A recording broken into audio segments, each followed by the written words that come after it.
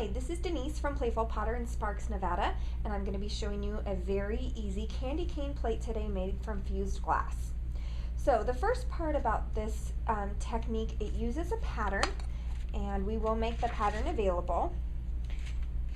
And it is done with chips with a small amount of cutting. There's not a lot, so this is a very good project for a beginning fuser. On the pattern, it does list where the colors go. I find that that's the hardest part that customers struggle with, is figuring out where to put their chips once they're cut. So the biggest part of this design is going to be the nipping. We just use a pair of wheeled nippers. Using some pre-cut chips, cut them in half on an angle. This will give you the pieces for our candy cane. So we're going to use a small amount of glue to attach our pieces to our clear glass base. And to speed things along, I've pre-cut all of my chips, so we're going to place those first. So using a small amount of glue on a Q-tip, you're just going to place your pieces onto the base. With working on a clear glass base, you can put your pattern right underneath, so it makes assembly very easy for your customers. You can also use the patterns over and over again, so that cuts down on costs as well.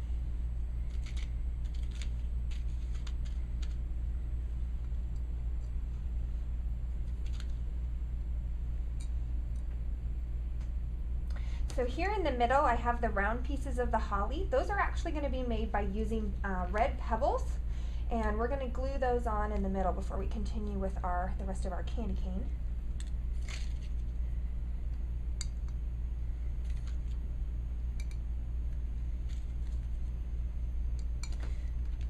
These are the transparent pebbles, a little bit different than the pebbles that are the glass that we're using for the rest of the candy cane, which is the opalescent glass. So again, just a small amount of glue to hold your pieces on, especially with a clear back. You don't need to use a lot of glue. We don't want to see any kind of clouding from using too much.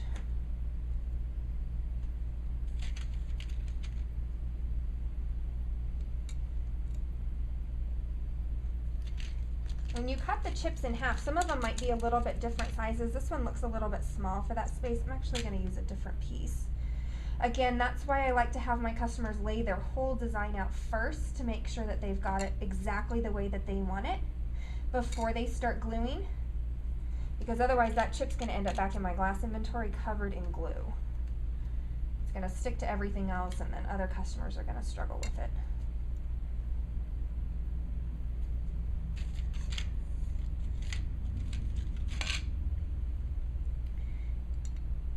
As we round the curve, there is going to be a little bit of space in between your chips. That's totally fine. If you want to even it out, you can spread the other pieces out just a little bit. The pattern underneath just mainly serves as a guide.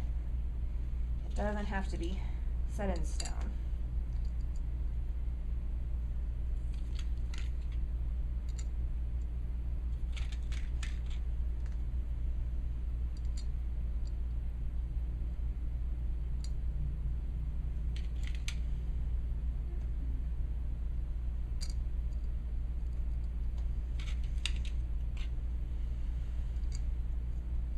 Okay, so here is our candy cane shape. We're now going to make the holly to go on the other parts of the design. To cut your holly, you don't have to use the pattern. If you want to use the pattern, you can place your clear glass right over the top, trace it on, and then cut it out.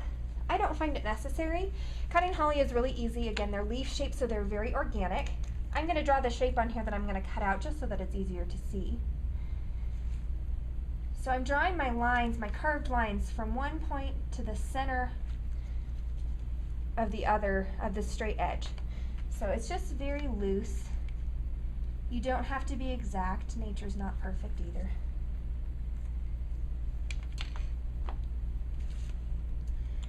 All right, Again, I'm right-handed, so I like to push away from me. If you're left-handed, try pulling towards you. It might make cutting and scoring your glass a little bit easier.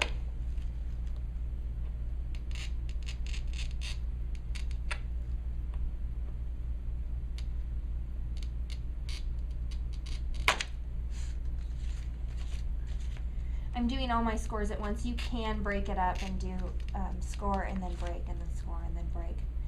So whatever you are more comfortable with.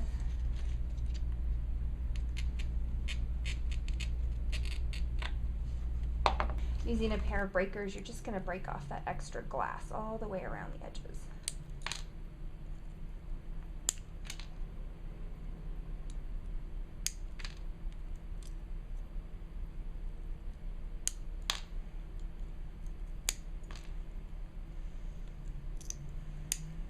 So there's our holly leaf.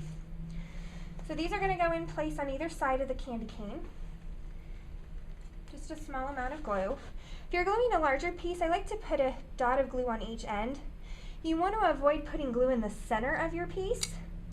That's a great place for it to get trapped and cause an air bubble there.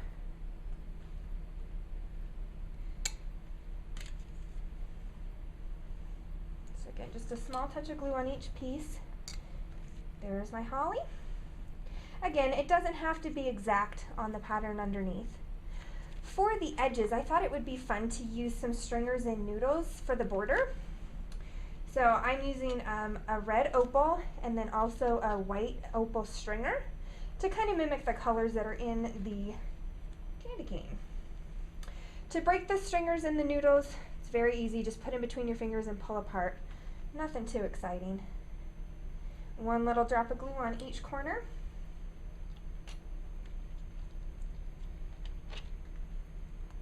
I'm going to make a little plaid design here on the edge.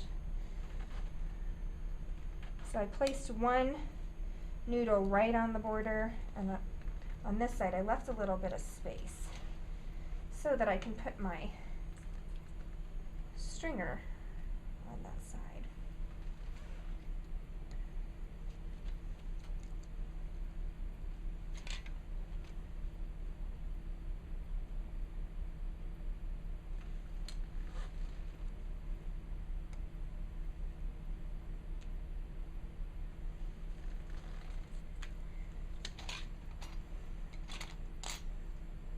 For the opposite sides, I'm just going to put the stringers and the noodles right on top of the other pieces. When we fuse them, the pieces will fuse flat so you won't see that gap.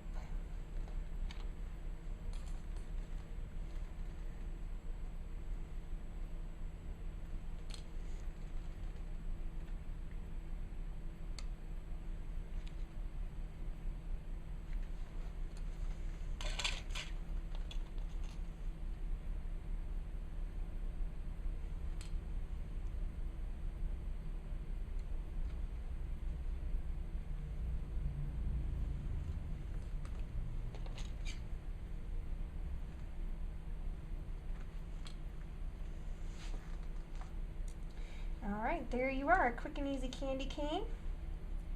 We're going to fuse this piece full fuse first, and then we're going to slump it into a plate. That'll be great for your customers for the holidays.